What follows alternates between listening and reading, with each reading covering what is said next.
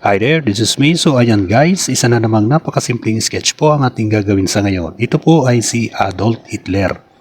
Si Adolf Hitler ay isa sa pinakamakapangyarihan at pinakamaimpluwensyal na tao noong 20th century. Nagsilbi siya bilang leader ng Nazi Party o National Socialist German Workers Party noong taong 1921 bago naging leader at naging councilor ng partido. Nagsilbi siya bilang diktador ng Germany mula 1933 hanggang taong 1945.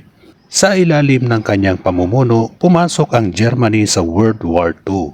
Ang kanyang pagsalakay sa Poland noong taong 1939 ang naging hudyat ng pagsisimula ng World War II.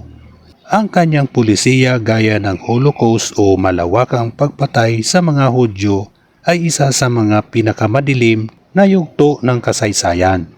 Sa unti-unting niyang pagkatalo sa digmaan, nagpakamatay siya sa kanyang bunker sa Berlin, Germany kasama ang kanyang asawang si Eva Braun noong April 30 taong 1945. So ayan guys, patapos ng ating pag-i-sketch. Ako po'y nagpapasalamat sa inyo sa walang sawang panonood nyo sa aking mga simpleng sketches. So ayan guys, tapos na nga po. Maraming salamat. Bye-bye. Thank you.